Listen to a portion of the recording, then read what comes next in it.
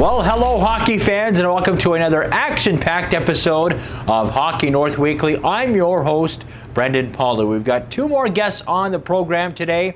It's going to be both Brettes. We're going to have Brette Kerley, the fifth-year forward of the Calgary Dinos women's hockey team of Williams Lake, followed by Prince Rupert's Brette Fudger, Caribou Cougar alumni, in his fourth and final year at sunny Oswego. Lots to talk about here. We'll get right into it. We'll go first into the BCHL. Prince George Spruce Kings, pair of offensively backed victories against the Nanaimo Clippers, 7-5 on Saturday, followed by 9-4 victories on Sunday. Prince George improving to 5-4 on the season, a handful of points back of the red-hot Coquitlam Express in the Coastal East Division. They'll be on the road this weekend, the Spruce Kings, Friday in Chilliwack, Saturday in Surrey, so good luck, boys, and hopefully they get another couple of wins on the road there. But Prince George entertaining the fans at the Copar Memorial Arena with a couple of nice victories there. Of course, the Japanese connection of Kazumo Sasaki and Tai Ushio leading the way offensively. Ben Vrugadil a couple of goals in there as well. Ryder Green, 21 of 22 saves in relief in Saturday's win, and stopping 27 of 32 on Sunday en route to the second victory there. Prince George Cougars, well, they had a pretty good American road trip. 5-0 against Seattle, followed by a 9-3 walloping over the Tri-City Americans. 6 of those goals coming in the third period, 5 of those within about a 3.5-minute span. So Prince George red hot. They're taking on the Medicine Hat Tigers, followed by a double dose of the Seattle Thunderbirds Friday and Saturday at CN Center. So Prince George looking strong there. Caribou Cougars, Northern Capitals, a busy weekend of hockey. Some of those teams on the road, 3 of those 4 teams actually on the road to be specific. First off, the Northern Capitals getting a road split against Thompson Okanagan. 5-1 win on Saturday was followed up by a tough 3-1 loss on Sunday down in Vernon. 5 different goal scorers for the Capitals in Saturday's victory. So congratulations to the Caps. They are home once again to the Fraser Valley Rush Saturday and Sunday, 5:45, 9 a.m. at the Kin number 2. It's going to be pink in the rink night for the Caps on Saturday. U15s, they fell both ends on the road in Kelowna, 4-1 and 7-1 to the top-ranked Rockets. U15 Cougars will actually have a chance to, I guess, avenge both those losses at home this weekend against the Vancouver Northeast Chiefs. 6:30 puck drop from Kin 1 on Saturday, followed by a 9 a.m. puck drop on Sunday. Go Cats go on that one. The U17s, they're off at the Canadian Crown in Edmonton over the weekend. They fell 0-4 to their opponents. They'll be back in action this weekend. Actually, they're off this weekend, rather, courtesy of that, due to that tournament. So they'll be off and then back in action towards the end of the month, or November 1st and 2nd, actually. I stand corrected. So they'll be home to the Fraser Valley Thunderbirds on the 1st and 2nd out in Kin number 1. So U17 will get a bit of a rest there. And the U18s held their pink in the rink night last weekend. They bowled over the Vancouver Northwest Hawks to a 6-0 victory on the Saturday game. A little bit more short staff on the Sunday game. Not quite their best effort as the Hawks upended them by a 3-2 score there. Caribou Cougars, of course, going to be on the road to the rink tournament in Vernon this weekend before back in league action as well. So lots of hockey action to partake in. We've, of course, got the U15s and the Capitals at home. That should be a fun-filled weekend here down at the Kin Center. Of course, you got the PG Cougars also next door Saturday and Sunday as well. So the Kin 1 and CN Center parking lots will see no shortage of traffic over the next several days. We'll now do the northern wrap-up here in terms of the hockey players in our region as to who is doing what. We'll stay in the Western Hockey League to start. Fort St. John's Ethan Semenuk of the Moose Jaw Warriors, 7 points in 9 games. Diego Johnson of Fort St. James, 8 points in 9 games with the Penticton V's. Caden Brown of Fort St. John and Prince George, 6 points in 9 games for the Regina Pats. Evan Gardner of Fort St. John, he's off to a 6-2 start with the Saskatoon Blades, a 1.97 goals against average and a .930 save percentage. Colton Jerrier of Williams Lake, 3 points in 10 games with the Seattle Thunderbirds. Prince George's Chase Harrington and Smith Redmond of the Spokane Chiefs, 5 and 6 points respectively in double-digit games with the Chiefs so far. And Cameron Schmidt off to a blazing start with the Vancouver Giants, 16 points and 11 games. They just came back from an Eastern road swing. AJHL, David Hoy, formerly the Port Winterhawks, has since joined the Olds Grizzlies of the AJHL. He's got 2 helpers in 4 games. He's joined by fellow Northerners Riley Peterson, who has 4 assists in 9 games, and Brody Martin of Prince George, former Spruce King. He's got 6 points in 12 games for the Grizzlies and is wearing an A on his sweater. To the BCHL, Mason Lowen of the Prince George Spruce Kings, 2 goals in 9 games this season. Carter Hesselgrave, 5 points in 9 games for the Spruce Kings. Ryder Green has 3 wins on the season, a .907 save percentage, followed up by a 2.70 goals against average. Kenya McIsaac, now a member of the Spruce Grove Saints after getting dealt by Alberta Valley. Spruce Grove actually named the All-Star host of this year's All-Star game in the BCHL. Ryland Bissett, pointless in 4 contests for the Chilliwack Chiefs. Peyton Lake Cote, who was just in Prince George as a member of the Clippers, pointless in 6 games with Nanaimo. And Grady Gustafson, just the 1 appearance so far with the Okotoks Oilers. To the SJHL, Reed Arbery, 8 points in 11 games with the Flin Flon Bombers. His teammate, 6 points in 11 games. Landon Alexander, Ben Foffenoff, pointless in 7 outings with Humboldt. Cohen Loney, pointless in 7 games with the Kindersley Clippers, while Josh Sale, points in 11 of 12 games with Weyburn. Callis Pierce, another Northerner, 14 points in 12 games with the Red Wings after being acquired from the Nanaimo Clippers. MJHL, Owen Wilkinson, 2 assists in 8 games with the Northern Manitoba Blizzard. Will McKay, 5 points in 11 games with the Portage Terriers. Carson Brooks, 26 PIMs in 9 games with the Selkirk Steelers, the top-rated team in the CJHL. Tyson Matthews, former La Ronge Ice Wolf, now playing for the Winnipeg Blues, 17 PIMs in 4 games. And Prince Rupert's Magnus Veldman, 1 assist in 8 games with the Winnipeg Monarchs. Ryland Davis in the Central Canadian Hockey League, 4 points in 7 games with the Pembroke Lumber Kings. In the VIJHL, Colby Jeffries has 1 assist in roughly 10 games with the Lake Cowichan Kraken, while in the PGHL, Aiden Pym, 6 points, 12 games with the Chilliwack Chiefs. His teammate Cassius Ford, former Thompson Blazer goaltender, 1-1 on the season with a 2.31 goals against average and a .931 save percentage with Chilliwack.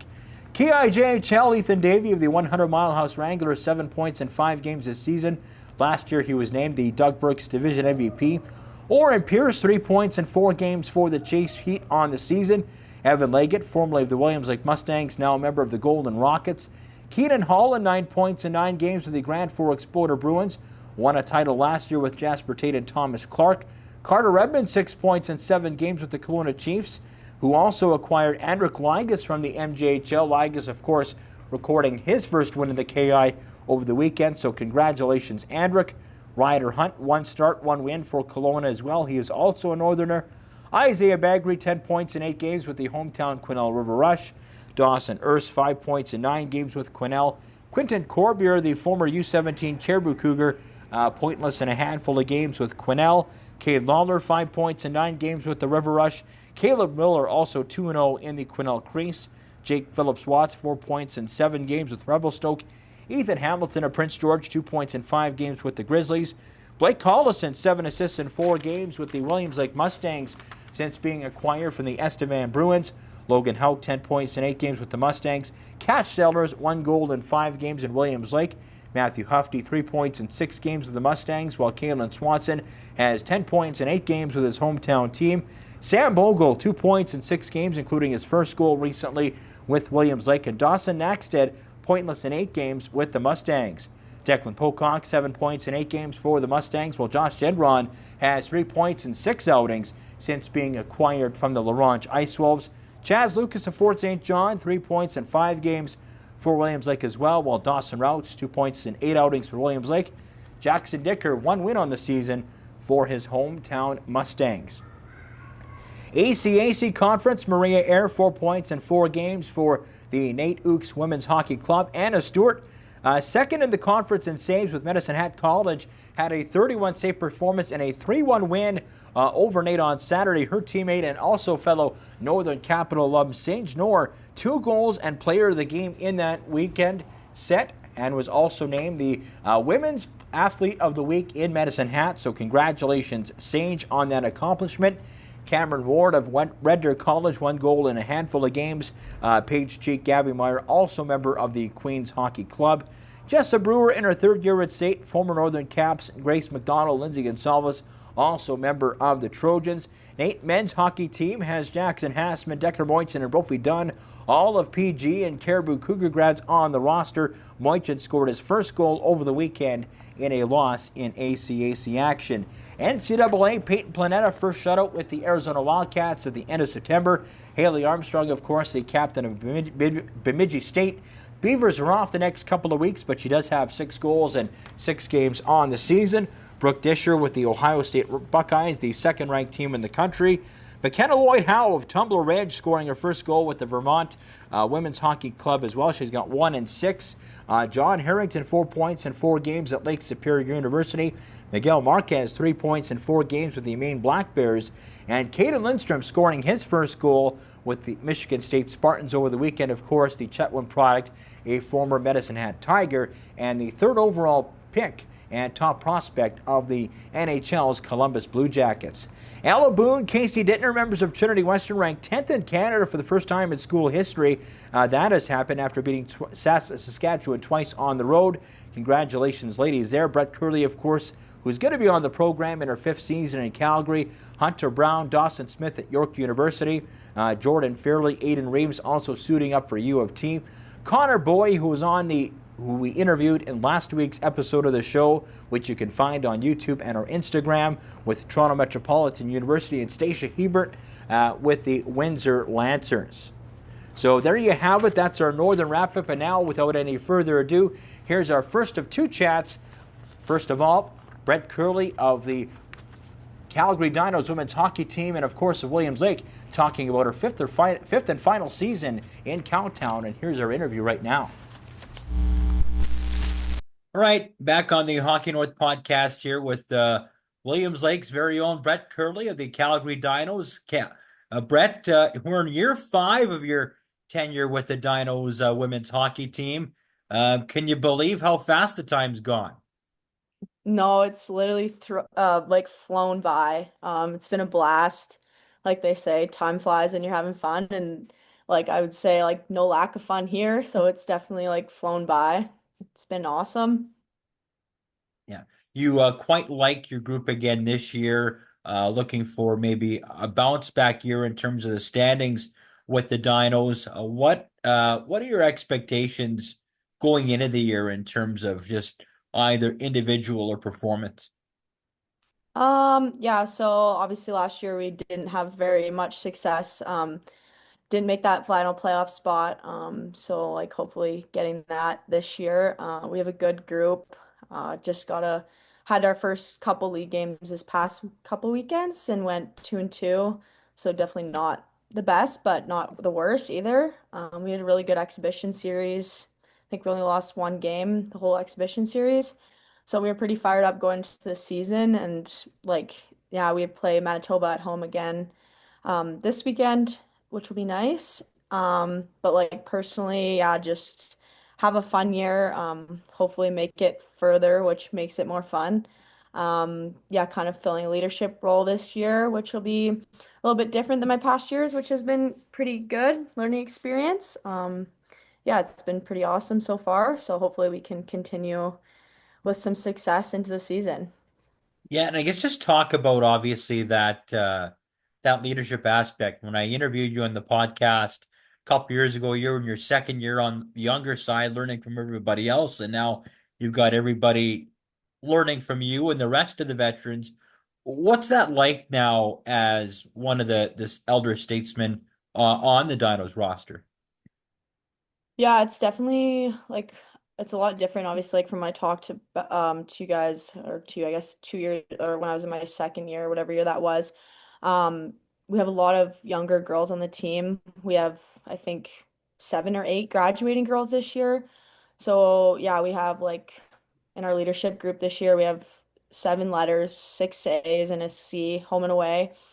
So that's been really great. Definitely learning from each other. Um, Trying to help out those younger girls who are like coming in, and we only had a couple rookies. We had 1 transfer this year. So yeah, like lots of team builders. You see the girls every single day, so getting that like team dynamic is super important early in the season. Um, but like other than that, like just trying to be positive in the dressing room, kind of hype the girls up. Um, yeah, I'm like kind of a little bit more outgoing, so I try to like bring as much energy as I can to the rink. But yeah, hopefully like that leads to some success and it seems to be going well so far. So we'll see how the rest of the season goes. When you look back at your 4 or 5 years now in Calgary, I mean, you're originally from Williams Lake, a smaller city in northern BC. You go to a big metropolitan center in Calgary. It must have been a bit of a shock. I know you lived in Prince George and you played for the Caps for 2 seasons there, but do you kind of find yourself fully acclimated and kind of immersed in Calgary life as a student athlete, or did it not take that long to get used to? Yeah, like I obviously go home in the summers, so like I guess like climatizing back when you like come back to the big city. Yeah, Williams Lake's obviously super small. You know everyone when you're walking downtown. You don't get that when you're here. So I guess like that part of it was a lot different, but like when you're on a team and you have just like built-in friends coming into university is like a huge like positive impact like into like transferring over. I would say like yeah, you have like built-in 25 best friends when you come here and you never really feel like you're in a big city because yeah, like sometimes I go and like go to the mall, which is a little bit different than Williams Lake and do like other things out like there's so much to do here. But like our schedule is so busy. I'm just home, school, and then the rink every single day, traveling on the weekends and yeah, like we get to go and like we're super close to Canmore and Banff, which is really cool. So get to do some hikes, go and do some touristy things on our weekends off. But other than that, like I love Calgary. It's like an awesome city. I would recommend it to anyone. Super easy to get around. I'm not much of a traffic person per se, and I don't find traffic too bad compared to like Vancouver or like Toronto or anything like that. So that side's pretty easy. I live kind of like in the quieter part of Calgary, so like getting to school it takes me like 7 minutes, and other than that, like it's pretty similar. Maybe not similar, but it's easy to adapt to. Yeah. How would you say that your game has evolved since making the jump from AAA with the Caps to university? I mean, when you play, you were among the offensive leaders, top line forward, top scorer. I think in your last year with the Capitals, you were right up there in your first year, and you've kind of had to evolve your game to not as many points, but kind of, be that play with a bit more grit, not get as many offensive opportunities, and maybe kill penalties more or shut down a top line or just kind of maybe think that defense first role. How have you tried to adapt your game at the university level to make yourself a better all-round player? Um, yeah, I would say like obviously it was a huge jump coming in to it was like COVID year. So like we only played like I think 20 games and like coming in my first year, so it was like a huge jump in that aspect.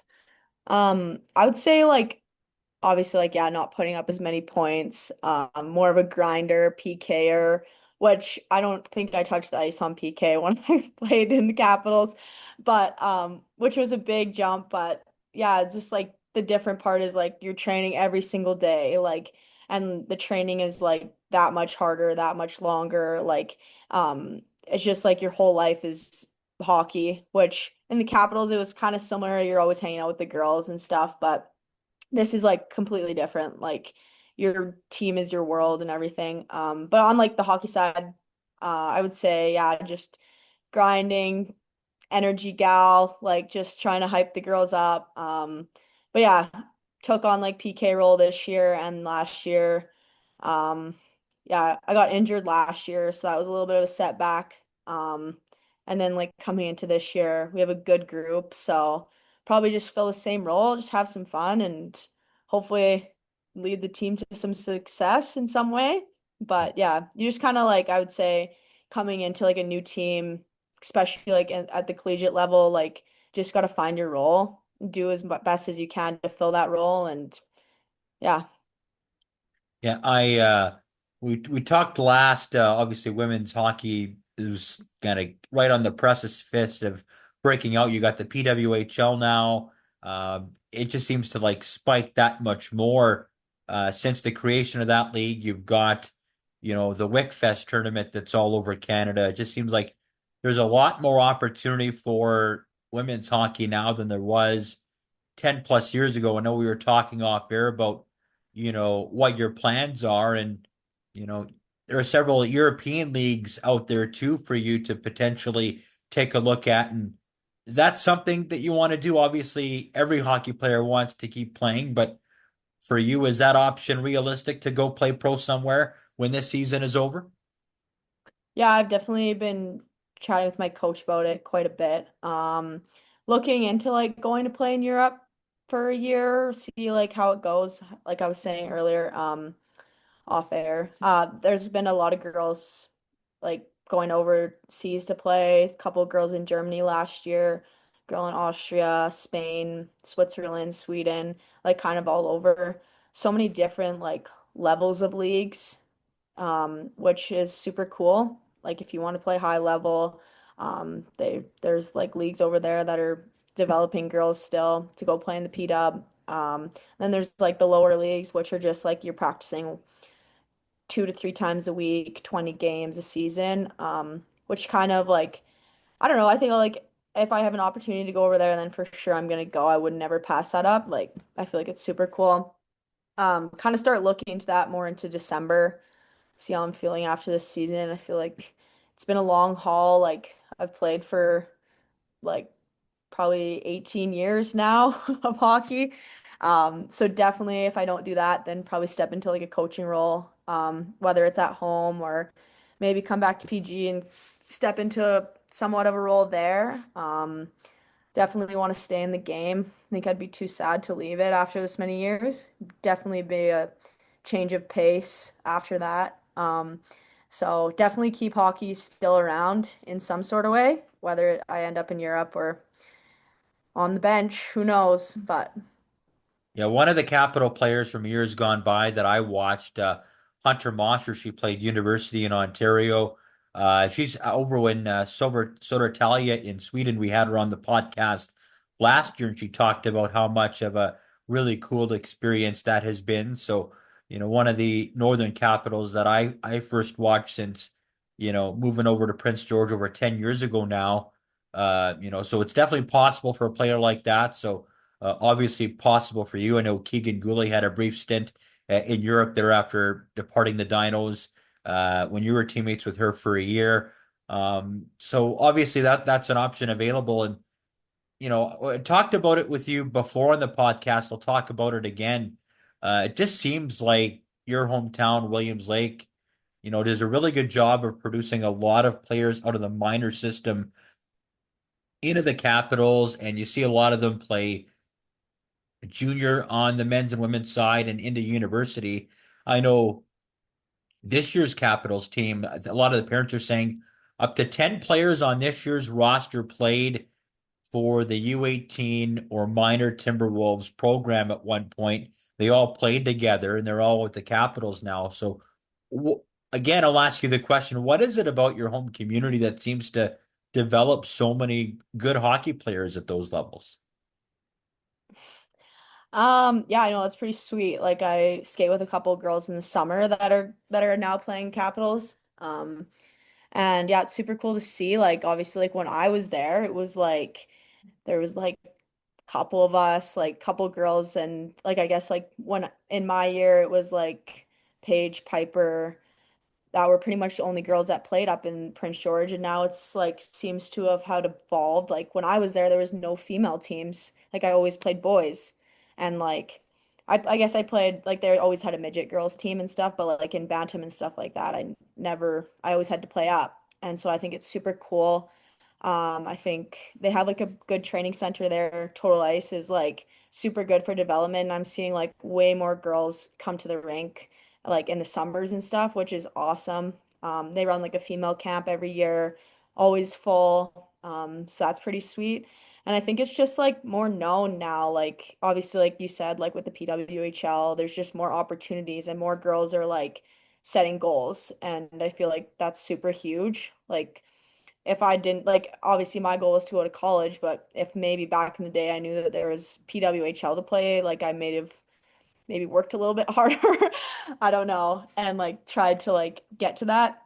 So I think it's like that whole development of women's hockey. Um, yeah, like personally, like I try to skate with the girls when I come home at Christmas, try to skate with them in the summer, just kind of keep it positive.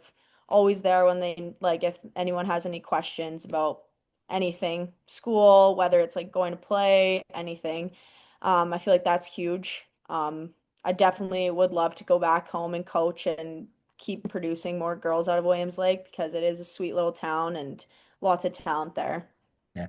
And obviously, too, on the men's side, you've got the Mustangs now in the KIJHL, and I asked a lot of the Caribou-born players, even the ones in Quesnel, that you have the River Rush there too, now or in some down the road.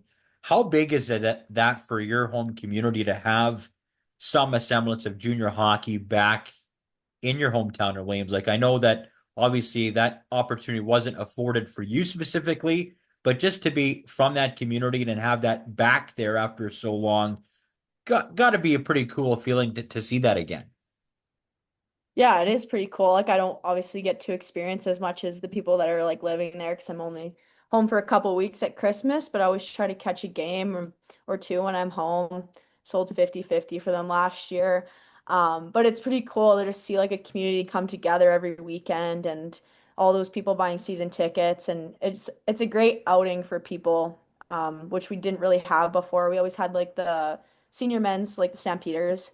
Um, and that was always super fun. Like those games were like when you were kids, like going to that. So now it's like I feel like it's good for also like the development of younger hockey players, whether it is male or female. Their coaching staff's great. Yeah, just it's they have a great group there, seem to be having some success, which really helps to the fans as well when they're having success. But yeah, it's pretty cool. Like you walk through the rink and it's like completely different. It's like all Mustangs and they got their own dressing room and all of that. And I feel like it's just great for hockey back home. Yeah. Who do you try and pattern your game after as a player? Um, okay, well, I'm a huge Matthews fan, but obviously, um, he's pretty good. Um, I don't know, I really okay, let me think about this. Obviously, like Haley Wickenheiser, female hockey player. Um, I'd say like Sarah Nurse is super cool. She's got a great style of play as well. Um, but yeah, like Mitch Marner. Okay, I'm not a Toronto fan, but like I don't know, just so many different players. Like I don't know. I don't really ever think about that actually, but yeah, I'd say like probably yeah, someone of those. Yeah, cool.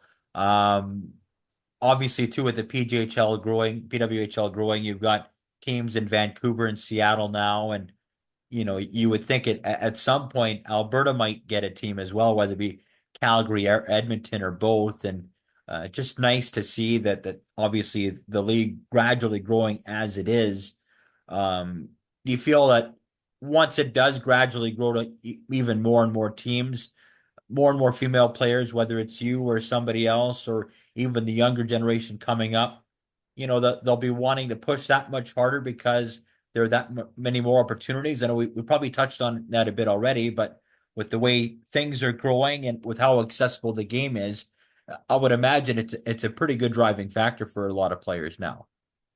Oh yeah, for sure. Like I just think about like comparing it to like guys in junior and stuff like that. Like there's definitely like 10, 100 times more male athletes, male hockey players that like are still pushing to get to like the NHL league where there's like way less females. So I feel like it's a not like technically not an easier chance for them to go, but like if you start when you're in younger and like work towards it, like set that as your goal, I feel like it's very achievable and like especially with the expansion hopefully coming either the next year or the year after, adding a couple more teams, like just that many more players, they're able to like go there. And I feel like it's definitely, I wish like I had that opportunity when I was younger to be like, yeah, that's where I want to play. Like there was always like Team Canada, but it's always like that's like a 30-person roster or whatever. It's pretty hard to crack. Whereas like now you have all those different teams. Like you said, I'm sure that Alberta will get a team within the next couple years. Hopefully in Calgary, I feel like they have the facility. Well, they need to get some new facilities, I think, to be able to. Like they're building a new rink for the Flames. So hopefully that somehow can pull in a PWHL team. Edmonton would be also awesome. Saskatoon, somewhere over there would be cool as well. But yeah, kind of pretty cool to see, and it's going to be exciting to see what their next steps are. And yeah.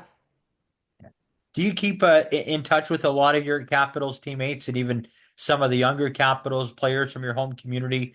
Quite often, there's a lot of Capitals players from the last few years that are in the ACAC as well that are a hop, skip, and a jump away. I know that Avery Maloney, Jessa Brewer, I think Lindsay Gonsalves, they're all with SAIT. Alexander played with SAIT. Victoria Beyer played Mount Royal. She was ahead of you by a couple years.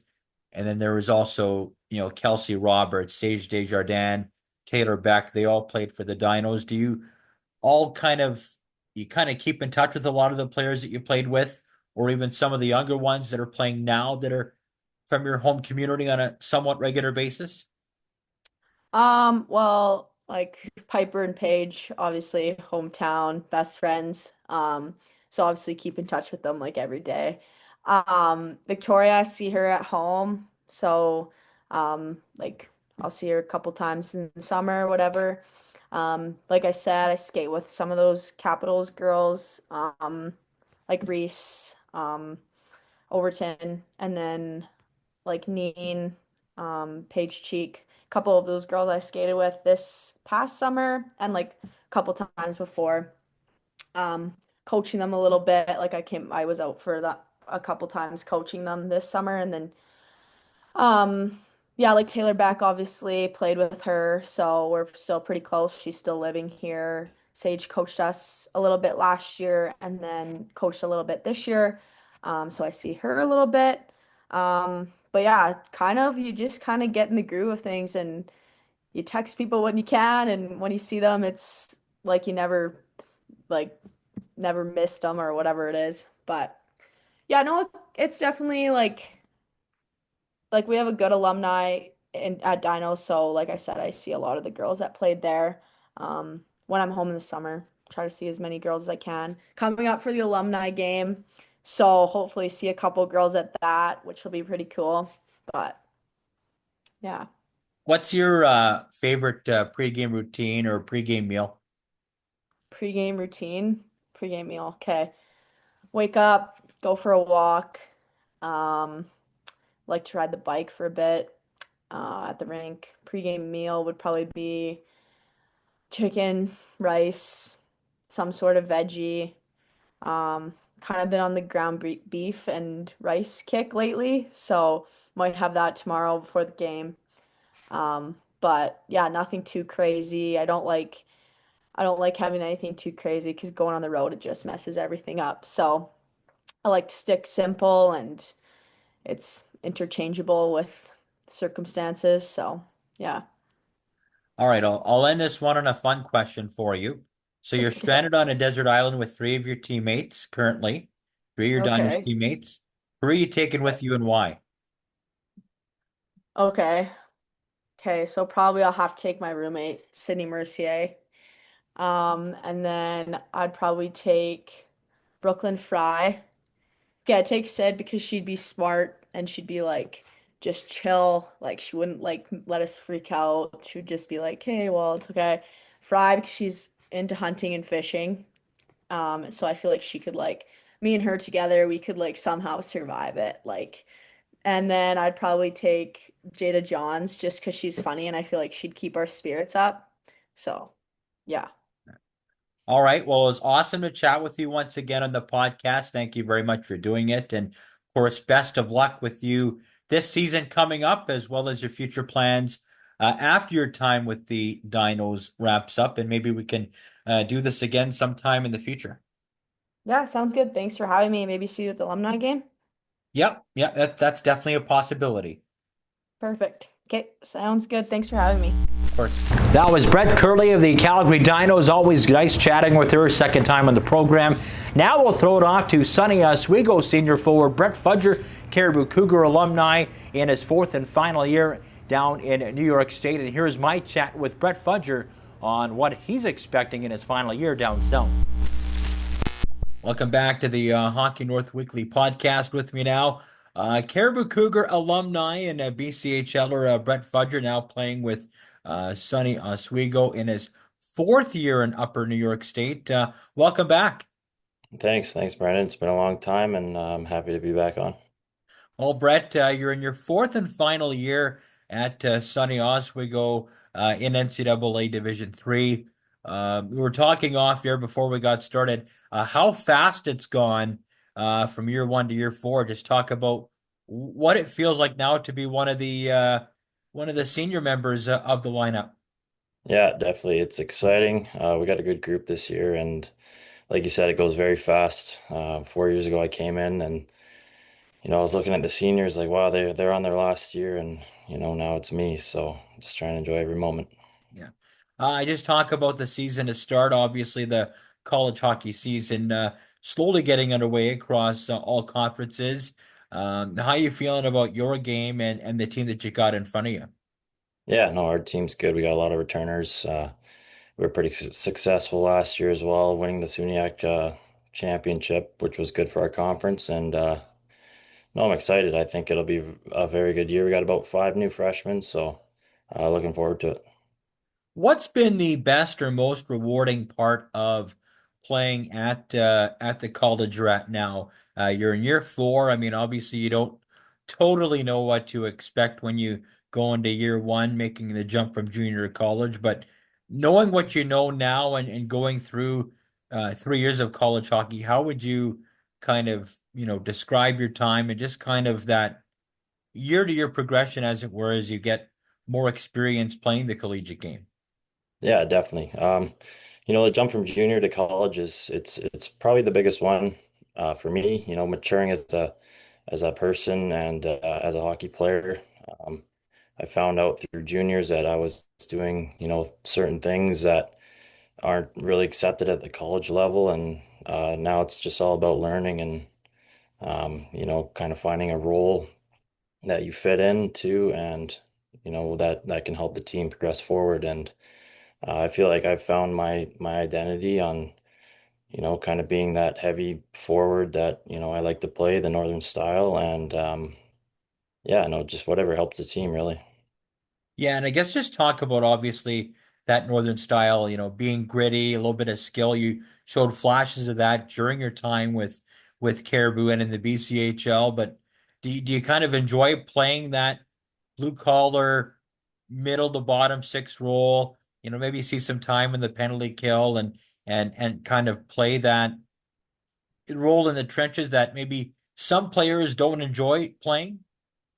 Yeah, no, definitely. I think that, the game has evolved so much, and there's not many players that like to do those roles anymore, so it's hard to find. You got to pick and choose your times to, be a little more aggressive than normal. But I think there's a happy medium that I've found, and being able to play that way as well as taking a step back when I need to. Mhm. Now, let's go back to your time with the Caribou Cougars, then into the BCHL. You moved from Prince Rupert all the way to Prince George to play for Caribou in 2017, 2018. 17 points, 38 games, and you took a huge step up in year two, 40 points, 39 games, 101 penalty minutes, point per game in the playoffs, including 5 goals. Just talk about making that jump to AAA to play for Caribou. And when did you feel in your development before moving out to Prince George that you had a chance to play and belong at that level?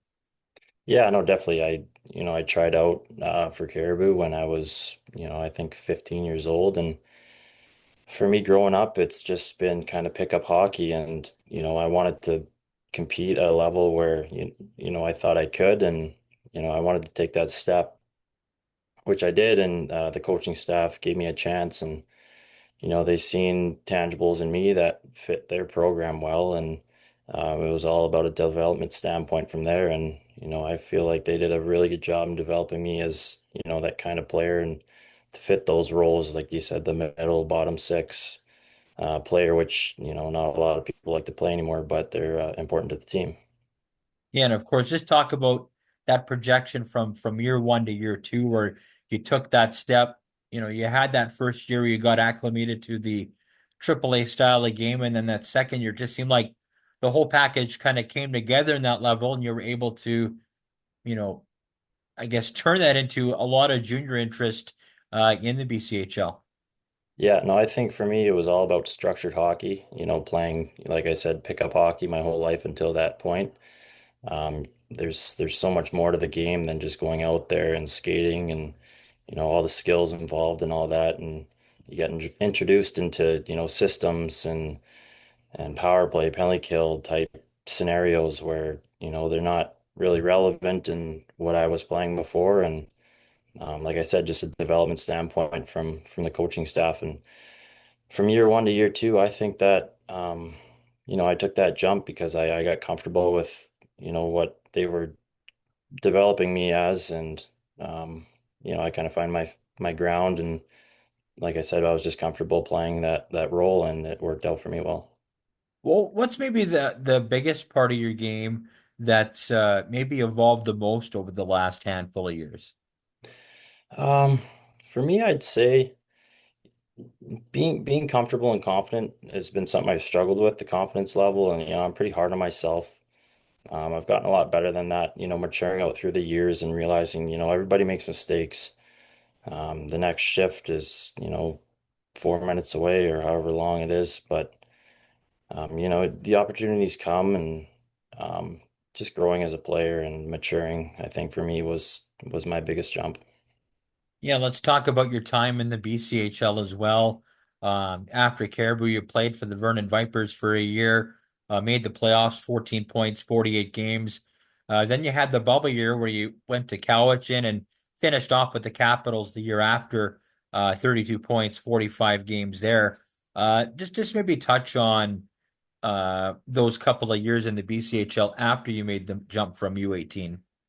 Yeah, so Vernon gave me the opportunity out of spring camp to make their team, and had an unbelievable time there, and they gave me a lot of opportunity. I just think for me, it just wasn't the right fit, so they dealt me over to Cowichan, where I was able to play more freely, but also kind of my style.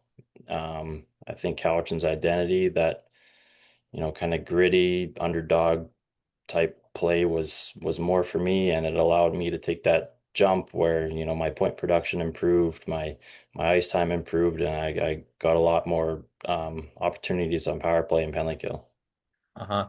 What's it like living out on the island? Obviously, Vernon is a very desirable place to play in regards to the history of that franchise and that sort of thing. I've been there a couple of times roughing lacrosse and have quite enjoyed my time there. But what's it like living in even a more, I don't want to say a remote part of Vancouver, North Vancouver Island, but a smaller area such as Duncan, where it's not nearly as big as Victoria or Nanaimo. Yeah, no, I enjoyed it a lot. It was right in the dead heart of the island, I think, and the community involvement, and at our games we'd have lots of fans there, and everybody was bought into what we were building and what we had there. I like it. It was, I was on the water. It's just like home in Prince Rupert, living on the water. My billets were amazing there, and I couldn't thank them enough because I still talk to them to this day. Very thankful for them. But yeah, no, I enjoyed it because it was a lot like home, and it made me comfortable. And when I'm comfortable, I'm able to you know do what I do best, and that carried over onto the ice. Yeah. What's maybe how did you first get introduced into the game in Prince Rupert? Obviously, you talked about pickup hockey, not necessarily having the highest level of competition. Just talk about how you were able to get introduced into the game and find and try to find a way to, play a somewhat competitive brand of hockey in a small area in the Northwest. Yeah, no, I think, my parents got me on skates pretty early. I have an older brother that also played hockey, I guess. My dad never played. I don't think his father ever played hockey, so it was new to our family. And as soon as I got on skates, I loved it and kept going with it. And, I found a passion for it and wanted to carry it on because not many people from Prince Rupert have gone anywhere with hockey. I can list a couple, but no, I found that passion and, I was working day in and day out for my end goal, which, was to play competitive hockey. And whatever level that's at, I'm pretty happy with my progress and my end goal. And no, ever since it's been an amazing ride. What's your advice to those that are playing hockey in places like Prince Rupert that, may not have, uh, the highest level of minor hockey system? What's your advice to those that are picking up the game that wants to compete at a much higher level? What's your advice to somebody like that, whether they're just starting out or if they're getting to the point where they're trying to decide their playing future on where they should take it? I think it's just finding a love for the game, honestly. Like I didn't have all the training aids and all of the things that nowadays people have growing up, like the hockey academies and all that was never a thing when I grew up. So I just found a love for it and it was something that I wanted to do and like I said, play competitive hockey and for somebody that's, you know, it's living in Prince Rupert that, wants to play competitive or not just Prince Rupert, anywhere else that, they don't really have the resources or whatever it is to, take that next step. It's just finding a love for the game and, finding a passion that, okay, I want to play competitive hockey and, there's certain things that I got to do. I got to make sacrifices. I got to put in the work. I got to dedicate my life to health and, all those things that carry along a longer career. Yeah. What would you say? Obviously, the game has changed even since you came out of the BCHL, most specifically with the eligibility change with major junior players now able to play in the NCAA. Had that option been available to you when you were playing in the BCHL, how would you have handled it? And is there maybe talk among Canadian or American teammates on your roster, if maybe their paths would have changed had that been option been available, 4 or 5 years sooner? Yeah, no, I think definitely the opportunity for a lot of people would have been different. Um, I talked to a lot of guys, and I don't think that many would change the routes that they have gone, because the end goal is, play college hockey, and I'm doing that right now. So whether it's going to the WHL or playing junior A, it was my end goal to, be here or play college hockey, like I said, and I achieved that, and I don't think I would change anything about my route. And like, I went to WHL camps and tried out for that, got cut, but it's I think everything happens for a reason, and that's why my path was formed the way it was, and taking the steps that I did, it's led me to being here now. Yeah. Any players that you idolized or grew up watching that you tried to pattern your game off of? Um, I was a big Crosby guy. I am a Pittsburgh fan, not because of Crosby. To be honest, I was a Letang guy, which is weird because he's a defenseman and I'm a forward. Um, but not really growing up. I didn't really idolize anybody, but now I like to model my game after like the Kachuk brothers. I like how they're both, power forwards with skill. Um, and they've definitely grown the game a lot to, different levels where people realize that those players are needed on teams and it's not just the speed and skill, but it's, get in the corners and work hard and dig and those players aren't left out. What's it been like living in the States? It's different for sure. It's I enjoy it. I don't think I could live here forever, but I've enjoyed my time here. A lot with my teammates. I think most of our team is Canadian. A lot of guys from the Toronto area. a lot of guys spread out. And my roommates are from Jacksonville, Florida, Wisconsin, and Ottawa. So it's quite the experience. It's different than Canada for sure, but I enjoy it. Yeah. What are you close to in terms of like major centers and such? And have you when you're not playing and have had time to venture out, have there been certain places or certain events that you and your teammates have gone and seen? Yeah, no, Buffalo is about 2.5 hours away. Toronto's about three. They right by the border there of Niagara. We hit some football games, the Buffalo Bills. The big cities, New York. It's about probably a 5 hour drive. Haven't gone to a game yet, but I'd love to go to Madison Square Garden and catch one of those games. But I did go to a baseball game this summer, the Mets, which was awesome. So it's cool to see those, professional sports teams and, everything that I don't have growing up. Nothing around me was like that. So it's cool to venture out and, kind of experience those things. Yeah. Prince George's Jared Young was called up a few times to the New York Mets, so it was nice to see, a northerner, albeit in a different sport, have some level of success and opportunities there as well. What are your goals for the upcoming year, whether it's team wise or individually? Team wise, I'll start on.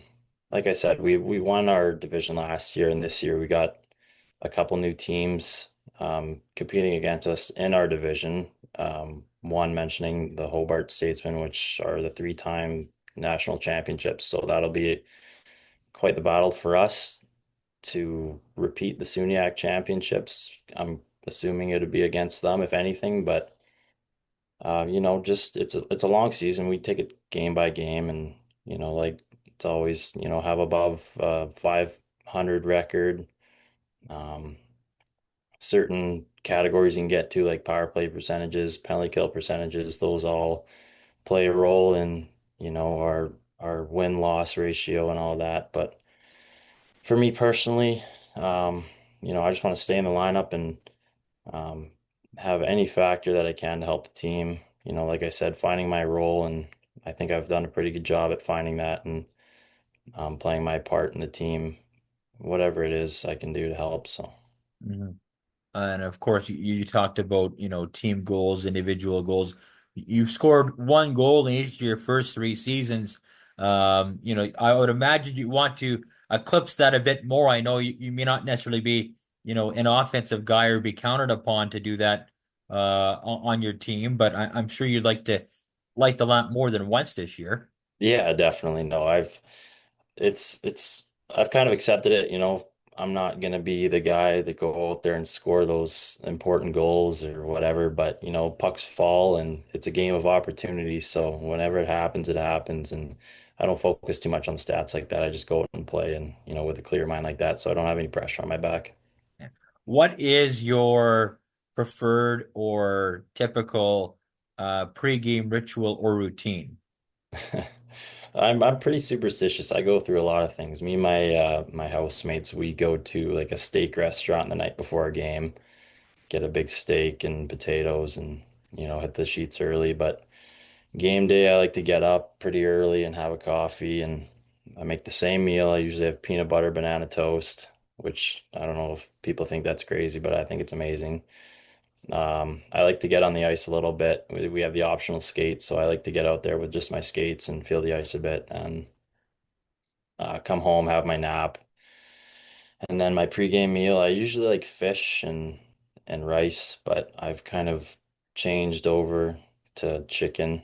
I don't know why, but it's the fish here is different than back home. I don't know what it is, but back home I think it's just more fresh. So I've been kind of getting old fish here. I don't know what it is, but um yeah, no, and then get to the rink probably 2 hours early, do my stretches all in routine, same thing. And then I like to put my headphones in and kind of get my own space a little bit. And but I've changed. I used to be this big loud guy. I like to play the tunes in the room, but now I like to put my headphones in and kind of get my own space and focus on myself a little bit more. Mhm. Is there a certain like road rink or road arena that you like to play in I think the Plattsburgh Cardinals, I'd say they're our rivals, so it's always fun going there because they pack their building, and it's the same for us when they come here. We have our big whiteout game, and that's fills our building as well. So anytime we get to play them, it's fun, and their building's pretty packed when we go there. So All right, last question here. I'm going to end up on a fun one here. You're stranded on a desert island with three of your teammates. Who are you taking with you and why? oh man. I'd have to go with my roommates, honestly. I live with three other guys, Matt McQuaid, Connor Gatto, and Drake Semrad. We're quite the complex group of guys here that, I think we could rely on each other pretty good. But, also if we're stranded out there with no way out, I think we could find ourselves a good time and, go out happy, I guess you could say. Well, Brett, thank you very much for coming back onto the podcast. Maybe later on in the season we can reconnect again as your team looks to find some success this year. So, thank you very much for coming on, Brett, and maybe we can do this again sometime. Yeah, absolutely. Thanks. Hopefully next time we catch up, I'll have a couple more goals and we can talk about them. Perfect. That was Brett Fudger with Sunny Oswego in his fourth and final season down south. Good luck to Brett, of course, win the NCAA, and of course with Brett Kerley, our first guest with the Dinos. And that'll do it for another episode of Hockey North Weekly. I'm your host, Brendan Paulu. And until next time, stay classy, Northern BC.